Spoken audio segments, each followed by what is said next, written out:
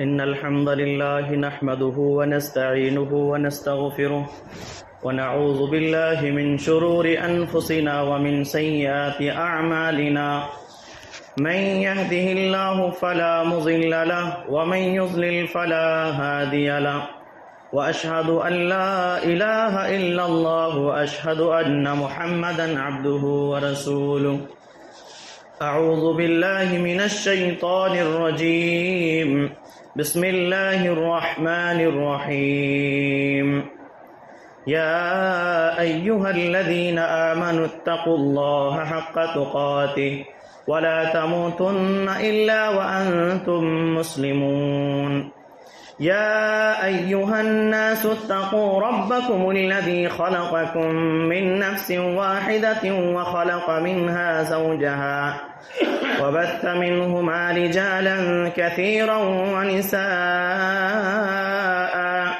واتقوا الله الذي تساءلون به والأرحام إن الله كان عليكم رقيبا يا أيها الذين آمنوا اتقوا الله وقولوا قولا سديدا يصلح لكم أعمالكم ويغفر لكم ذنوبكم ومن يطع الله ورسوله فقد فاز فوزا عظيما أما بعد فإن خير الحديث كتاب الله وخير الهدي هدي محمد صلى الله عليه وسلم وشر الأمور محدثاتها وكل محدثة بدعة وكل بدعة ضلالة وكل ضلالة في النار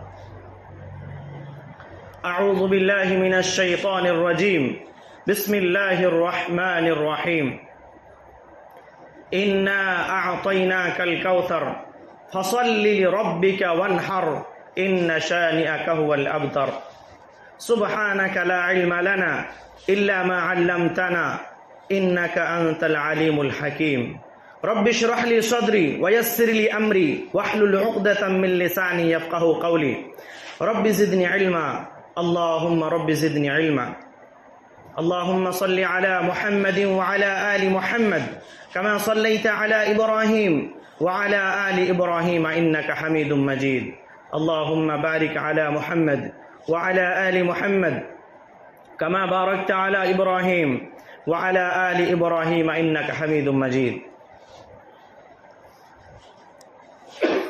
سب سے بہترین بات اللہ تعالیٰ کا کلام ہے اور سب سے بہترین طریقہ نبی رحمت صلی اللہ علیہ وسلم کا طریقہ ہے اور سب سے بدترین کام دین میں نئی ایجاد کردہ چیزیں ہیں اور ہر نئی چیز بدعت ہے اور ہر بدعت گمراہی ہے وفی روایت اخری ہر گمراہی جہنم لے جانے والی ہے محترم حضرات آج کے اس خطبہ جمعہ کا جو میرا موضوع ہے وہ ہے عشرہ ذو الحجہ کی فضیلت اور ان ایام میں کرنے والے اعمال محترم حضرات اللہ تعالیٰ نے ہر انسان کو چونکہ عبادت کے لیے پیدا کیا ہے اس لیے اسے ہر لمحہ اللہ تعالیٰ کی منشا کے مطابق گزارنا چاہیے اور اللہ تعالیٰ نے انسانوں کے لیے ایسے مواقع فراہم کیے ہیں کہ جس میں ہمیں عبادت کثرت سے کرنی چاہیے اور ان مواقعوں میں سے ایک موقع یہ عشرہ ذو الحجہ بھی ہے یعنی ذو الحجہ کی ابتدائی 10 دن ہیں جن کے افضل الایام ہونے کی شہادت نبی رحمت صلی اللہ علیہ وسلم نے بھی دی ہے اور اللہ تعالیٰ نے ان ایام کی قسم کھائی ہے اللہ تعالیٰ نے سورہ فجر میں ارشاد فرمایا والفجر ولیال عشر قسم ہے فجر کی اور 10 راتوں کی تمام مفسرین کا اس بات پر اتفاق ہے جمہور مفسرین کا اس بات پر اتفاق ہے کہ ان 10 راتوں سے مراد عشرہ ذو الحجہ کی ابتدائی 10 راتیں ہیں کہ اس کے دن انتہائی فضیلت اور اہمیت والے دن ہیں، اور علامہ ابن کثیر رحمۃ اللہ علیہ نے بھی اسی رائے کو ترجیح دی ہے۔ اسی طرح اللہ کے نبی صلی اللہ علیہ وسلم نے ارشاد فرمایا، اور یہ حدیث بزار میں بھی ہے، احمد نے بھی اس حدیث کو روایت کیا ہے، اور صحیح بخاری میں بھی یہ حدیث موجود ہے، اور علامہ ناصر الدین البانی رحمۃ اللہ علیہ نے ان احادیث کو جو بزار نے اور احمد نے روایت کیا ہے صحیح قرار دیا ہے، اور بخاری و مسلم میں بھی یہ حدیث موجود ہے۔ اللہ کے نبی صلی اللہ علیہ وسلم نے فرمایا کہ سارے ایام کے مقابلے میں یہ 10 ایام سب سے زیادہ افضل ہیں، اور ان ایام میں عبادت اللہ تعالیٰ کو سب سے زیادہ محبوب اور پسندیدہ ہے، کہ ان ایام میں انسان عبادت کرے اللہ تعالیٰ کی، یہ اللہ تعالیٰ کو سب سے زیادہ پسندیدہ اور محبوب عمل ہے۔ صحابہ کرام نے پوچھا کہ اللہ کے نبی، اگر اتنے ہی دن اللہ کے راستے میں جہاد بھی گزارا جائے تو کیا وہ بھی افضل نہیں؟ تو اللہ کے نبی صلی اللہ علیہ وسلم نے فرمایا کہ جہاد فی سبیل اللہ میں گزاری ہوئے دن بھی اس کے برابر نہیں، سوائے اس کے کہ جو شخص اپنی جان اور مال کے ساتھ نکلے اور پھر مال کو بھی لٹا دے اور جان کو بھی ختم کر دے، یعنی خود شہید ہو جائے، مال بھی لٹا دے اللہ کے راستے میں اور خود بھی شہید ہو جائے، تو یقیناً اس کا یہ عمل اللہ تعالیٰ کے نزدیک زیادہ محبوب ہوگا، ورنہ اس کو چھوڑ کر باقی تمام کے تمام اعمال اللہ تعالیٰ کو ان ایام میں زیادہ محبوب ہوتے ہیں۔ اللہ اکبر۔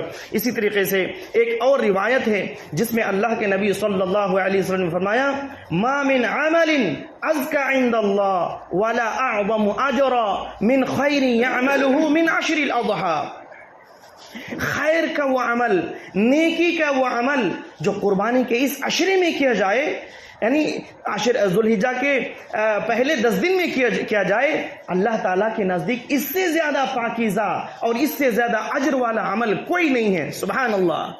راوی حدیث کہتے ہیں، اس حدیث کو جو راوی روایت کرتے ہیں وہ راوی کہتے ہیں کہ اس حدیث کی بنیاد پر سعید بن جبیر رحمۃ اللہ علیہ جب عشرہ ذوالحجہ شروع ہوتا، یعنی جب جیسے ہی ذوالحجہ کا پہلا عشرہ شروع ہوتا تو عبادات میں اتنی محنت کرتے کہ ان جیسی عبادت کرنا دوسروں کے لیے مشکل ہو جاتا۔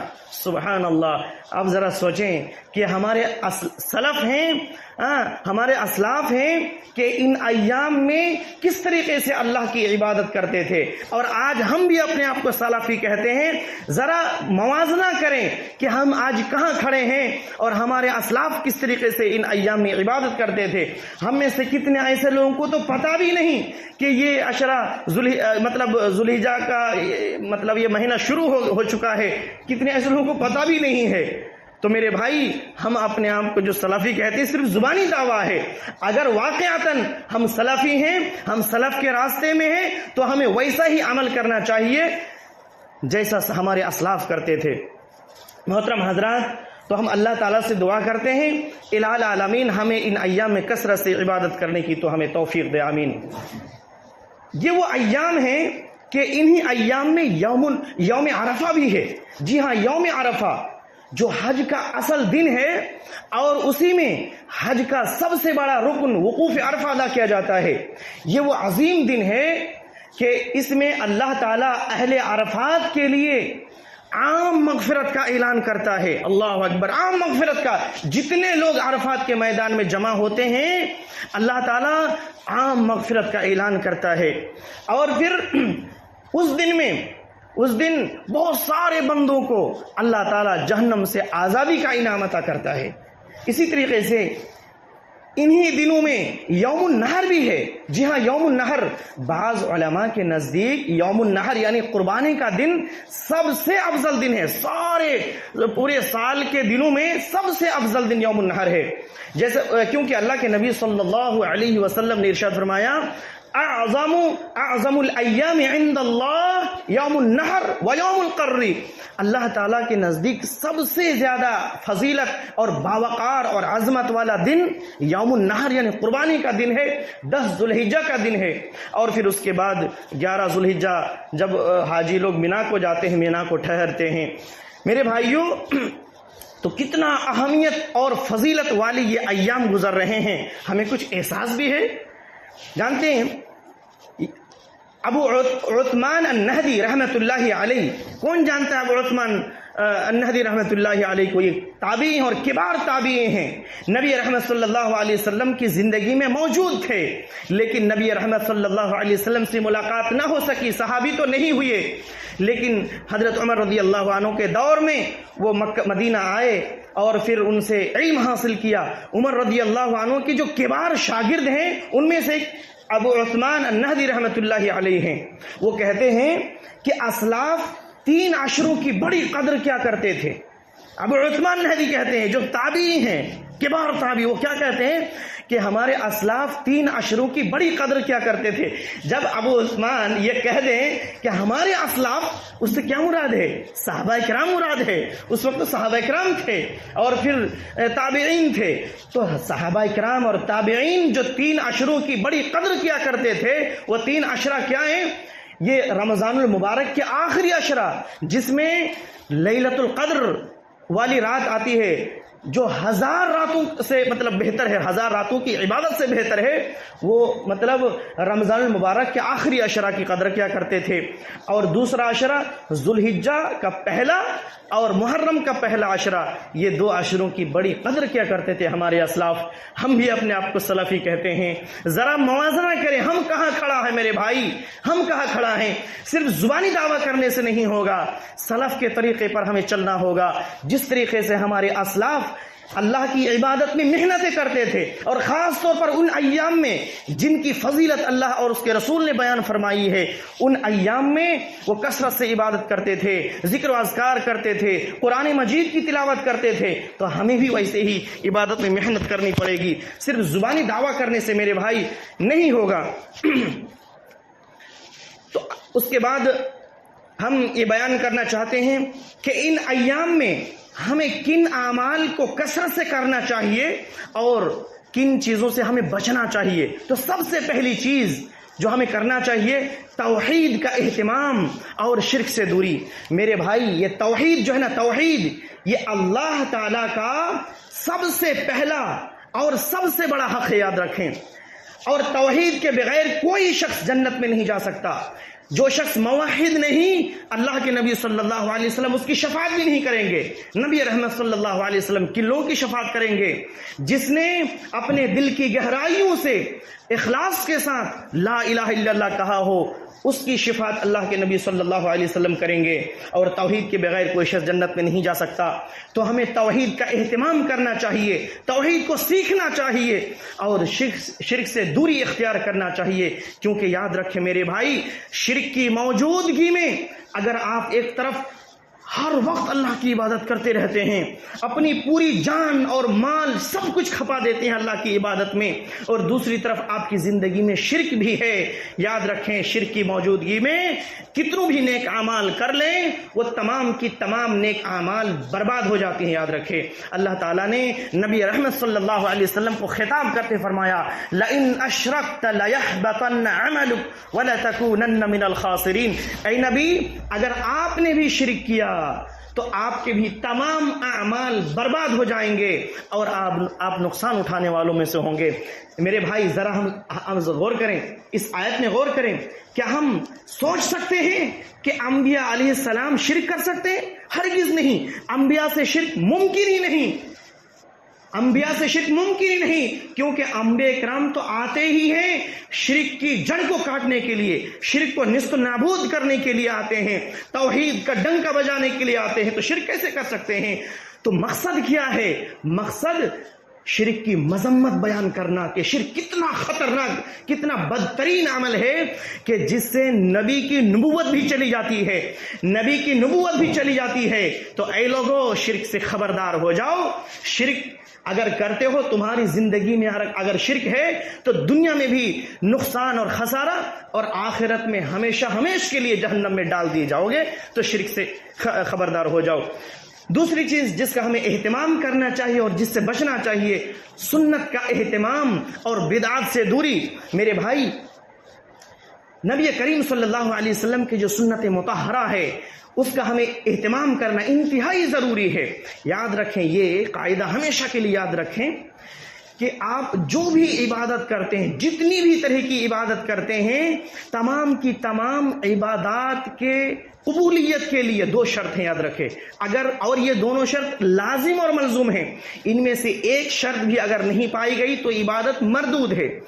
پہلی چیز کیا ہے؟ اخلاص. دوسری چیز اتباع. آپ جو بھی عبادت کرتے ہیں وہ عبادت صرف اور صرف اللہ کے لیے کریں، اس میں کسی طرح کی کوئی شرک، کسی طرح کوئی ریا نمود نہیں ہونا چاہیے، صرف اللہ کے لیے ہونا چاہیے. اللہ نے فرمایا قل ان صلاتي ونسكي ومحياي ومماتي لله رب العالمین. اے نبی آپ کہہ دیں کہ میری نماز، میری قربانی، میرا مرنا، میرا جینا سب اللہ کے لیے ہے. تو آپ جتنی بھی عبادات کریں سب اللہ کے لیے کریں. کتنے ایسے لوگ ہیں جو ریاکاری دوسروں کو دکھانے کے لیے کرتے ہیں، عمل مردود ہے، آپ یاد رکھیں. دوسری چیز کیا ہے؟ اتباع. یعنی جتنی بھی آپ عبادت کرتے ہیں تمام کی تمام عبادت نبی رحمت صلی اللہ علیہ وسلم کے طریقے پر ہونا چاہیے. اگر نبی رحمت صلی اللہ علیہ وسلم کی اتباع نہیں ہے، آپ ایسی عبادت کرتے ہیں جس کا حکم نبی رحمت صلی اللہ علیہ وسلم نے نہیں دیا ہے، نبی رحمت صلی اللہ علیہ وسلم کا عمل نہیں ہے، اگرچہ آپ اللہ کو خوش کرنے کے لیے کرتے ہیں، وہ عمل مردود ہے. نبی رحمت صلی اللہ علیہ وسلم نے فرمایا من عمل عملا لیس علیہ امرنا فهو رد. جس نے کوئی ایسا عمل کیا جس پر ہمارا حکم نہیں تو وہ عمل مردود ہے. افسوس کہ کتنے مسلمان ہیں جو نیکی سمجھ کر کتنی ایسی عبادات کرتے ہیں جس کا حکم نبی رحمت صلی اللہ علیہ وسلم نے نہیں دیا. یاد رکھیں میرے بھائی، وہ عمل مردود ہے، نبی رحمت صلی اللہ علیہ وسلم نے فرمایا. اور ایسے لوگوں کو قیامت کے دن بھی دھکیل دیا جائے گا، بھگا دیا جائے گا، حوض کوثر سے محروم کر دیا جائے گا. جب نبی رحمت صلی اللہ علیہ وسلم کہیں گے یہ تو میری امتی ہیں، فرشتے آ جائیں گے اور آ کر کہیں گے آپ نہیں جانتے کہ آپ کے بعد انہوں نے دین میں کیا کیا بدعات کو ایجاد کر لی تھی. تو نبی رحمت صلی اللہ علیہ وسلم فرمائیں گے سحقن سحقن لمن غیر بعدی، مجھ سے دور ہو جائے وہ لوگ جنہوں نے میرے بعد دین کو بدل ڈالا تھا. تو میرے بھائی اللہ کے واسطے بدعت و خرافات سے بچیے. آپ کی زندگی میں اگر ایک عبادت بھی بدعت آ گئی تو یہی بدعت آپ کو ہلاک کر ڈالے گی، برباد کر دے گی. اس لیے سنت کو لازم پکڑیے، سنت کا اہتمام کیجیے اور بدعت سے دور ہو جائیے. ان ایام میں جن عبادات کا ہمیں اہتمام کرنا چاہیے حج و عمرہ کا، کیونکہ جو شخص نبی رحمت صلی اللہ علیہ وسلم کی سنت کے مطابق اللہ تعالیٰ جس شخص کو حج اور عمرہ کرنے کی توفیق دیتا ہے اس کا بدلہ صرف جنت ہے. یاد رکھیں صرف جنت ہے. کتنی بڑی فضیلت ہے. اور حجاج کرام ابھی حج کرنے کے لیے چلے گئے ہیں. اللہ رب العزت سے ہم لوگ دعا کرتے ہیں اللہ تعالیٰ ان لوگوں کی حج کو قبول فرمائے، اور ہم لوگ جو نہیں جا سکے اللہ تعالیٰ ہمیں بھی وہ موقع دے تاکہ ہم لوگ بھی حج کر سکیں. اسی طریقے سے ان ایام میں جو عمل ہمیں کرنا چاہیے وہ کیا ہے؟ قربانی. دیکھیے قربانی جو 10 ذی الحجہ میں کیا جاتا ہے، یہ قربانی یہ نبی رحمت صلی اللہ علیہ وسلم کی بہت بڑی سنت ہے جو اگلے ہفتے میں بیان کروں گا. اللہ تعالیٰ نے فرمایا فَصَلِّ لِرَبِّكَ وَانْحَرْ، اے نبی آپ اپنے رب کے لیے نماز پڑھیں اور قربانی کیجیے. اللہ کا حکم ہے، رسول اللہ صلی اللہ علیہ وسلم نے حکم دیا ہے، اور یہ اللہ کے قرب حاصل کرنے کا بہت بڑا ذریعہ ہے، یاد رکھیں. اسی طریقے سے جن چیزوں کو ہمیں کرنا چاہیے ان 10 دنوں میں، تکبیرات کا اہتمام. دیکھیے امام بخاری رحمۃ اللہ علیہ فرماتے ہیں، صحیح بخاری میں فرماتے ہیں کہ حضرت ابن عمر رضی اللہ عنہ اور حضرت ابو ہریرہ رضی اللہ عنہ ان ایام میں بازاروں میں نکل جاتے تھے اور بلند آواز سے تکبیرات کا اہتمام کرتے تھے، اور ان کی تکبیرات کو سن کر دوسرے لوگ بھی تکبیرات پڑھتے تھے. ذرا غور کریں، ہم اپنے آپ کو سلفی کہتے ہیں، ہم اپنے آپ کو صحابہ کے راستے پر چلنے والے کہتے ہیں. کس نے اب تک تکبیرات شروع کی ہے؟ ہم سمجھتے ہیں کہ اکثر و بیشتر لوگوں نے ابھی تک اس کا اہتمام نہیں کیا. کیوں نہیں کیا؟ ہمیں کرنا چاہیے میرے بھائی، کیونکہ صحابہ کرام کا یہ عمل تھا، تابعین کا یہ عمل تھا، محدثین کا یہ عمل تھا. تو ہمیں تکبیرات کا اہتمام کرنا چاہیے. حضرت عبداللہ بن مسعود رضی اللہ عنہ ان ایام میں جو تکبیرات پڑھتے تھے، اللہ اکبر اللہ اکبر لا الہ الا اللہ واللہ اکبر اللہ اکبر وللہ الحمد. اسی طریقے سے حضرت عبداللہ بن عباس رضی اللہ عنہ ان ایام میں جو تکبیرات پڑھتے تھے وہ یہ ہے اللہ اکبر وللہ الحمد اللہ اکبر واجل اللہ اکبر علی ما ہدانا، اس طریقے سے کئی الفاظ ہیں تکبیرات کے، تو ان تکبیرات کا ہمیں اہتمام کرنا چاہیے۔ اسی طریقے سے نوافل کا اہتمام، فرض نماز اللہ تعالیٰ کو جو سب سے زیادہ جو پسند ہے عبادت وہ فرض ہے، جسے اللہ تعالیٰ نے فرض قرار دیا ہے، لیکن انسان جب فرائض کے ساتھ ساتھ نوافل کا بھی اہتمام کرتا ہے تو اللہ کا مقرب بندہ بن جاتا ہے، اللہ رب العالمین کا قرب حاصل کر لیتا ہے۔ اس لیے ہمیں ان ایام میں فرائض کے ساتھ ساتھ نوافل کا بھی اہتمام کرنا چاہیے۔ اسی طریقے سے قرآن مجید کی تلاوت کثرت سے کرنی چاہیے، سب جانتے ہیں قرآن مجید کی تلاوت کی کیا فضیلت ہے۔ روزہ کا اہتمام کرنا چاہیے، اور خاص طور پر یوم عرفہ کا روزہ تو ہمیں چھوڑنا ہی نہیں چاہیے، اس لیے کہ صحیح مسلم میں حدیث موجود ہے، اللہ کے نبی صلی اللہ علیہ وسلم نے فرمایا کہ صوم یوم عرفہ احتسب علی اللہ ان یکفر السنۃ التي قبلہ والتي بعدہ، عرفہ کے روزے کے متعلق مجھے اللہ تعالیٰ سے امید ہے کہ وہ پچھلے ایک سال اور آنے والے ایک سال کے گناہوں کا کفارہ بن جائے گا۔ سبحان اللہ، ایک روزہ رکھتے ہیں اللہ رب العالمین آپ کے 2 سال کے گناہوں کو معاف کرتا ہے۔ میرے بھائی، تو کیوں ہم اس کا اہتمام نہ کریں؟ اور اب یوم عرفہ کس دن رکھیں؟ اس لیے کہ ہم اگر سعودی عرب کے حساب سے اگر رکھتے ہیں تو پھر کیا ہوتا ہے کہ وہ تو ہمارا ہم ایک دن بعد میں ان لوگوں سے ایک دن پیچھے ہم چلتے ہیں، اور چاند جو ہمیں نظر آتا ہے ایک دن بعد نظر آتا ہے، تو ہمارے یہاں جو 9 ذی الحجہ ہوتا ہے اس دن ہمیں رکھنا چاہیے۔ اور اگر کوئی شخص 2 روزہ رکھ لیں، یعنی ان کے حساب سے بھی اپنے حساب سے بھی، تو یہ اور اچھی بات ہے، کیونکہ اس مہینے میں اس عشرے میں جتنے روزے رکھے جائیں اتنی زیادہ فضیلت ہے۔ لیکن اگر 2 روزہ کوئی نہیں رکھتا، اگر ایک ہی روزہ رکھتا ہے اس ہمارے یہاں کے 9 ذی الحجہ کے حساب سے، تب بھی انشاءاللہ تعالی یہ اجر و ثواب ضرور پائے گا انشاءاللہ۔ اسی طریقے سے ہمیں ان ایام میں صدقہ و خیرات کا اہتمام کرنا چاہیے، اور خاص طور پر ہمیں اپنے گناہوں سے توبہ کرنی چاہیے، کیونکہ اللہ تعالیٰ نے ہمیں موقع دیا ہے، پتہ نہیں پھر ہمیں یہ موقع ملے یا نہ ملے۔ تو اللہ تعالیٰ نے جو ہمیں موقع دیا، میرے بھائی اپنے گناہوں سے سچی توبہ کریں، اللہ کے سامنے روئیں گڑائیں، معافی طلب کریں۔ اللہ تعالیٰ غفار ہے، ہمارے تمام گناہوں کو معاف کر دے گا۔ اسی طریقے سے علم کا اہتمام کریں۔ آج ہماری عمر، کتنے ایسے لوگ ہیں جن کی عمر 40 سال 50 سال 60 70 سال ہو گئی ہے، لیکن وہ نہیں جانتے کہ ہمارا رب کون ہے، ہمارا دین کیا ہے، ہمارے نبی کون ہیں۔ جو بنیادی علوم ہیں جس کا سیکھنا ہر چھوٹے بڑے مرد عورت سب پر اللہ اور اس کے رسول نے فرض قرار دیا ہے، لیکن افسوس کہ آج بہت سارے مسلمان جو اپنے آپ کو دعویٰ کرتے ہیں کہ ہم سلفی ہیں، ہم اہل الحدیث ہیں، ہم یہ ہیں، ہم وہ ہیں، جو چیزیں ہماری بنیادی علوم ہیں ان چیزوں سے محروم ہے۔ تو میرے بھائیوں، میں سب کو دعوت دیتا ہوں، میں اپنے آپ کو بھی دعوت دیتا ہوں کہ علم حاصل کریں، چاہے آپ کی عمر 70 سال 60 سال کیوں نہ ہو گئی ہو، آپ علم حاصل کریں، اور جو بنیادی علوم ہے اس سے پیچھے نہیں رہنا چاہیے۔ اسی طریقے سے ہمیں شرک سے، بدعات سے دور رہنا چاہیے، اور توبہ کرنی چاہیے، اور غرور و تکبر سے بھی دور رہنا چاہیے۔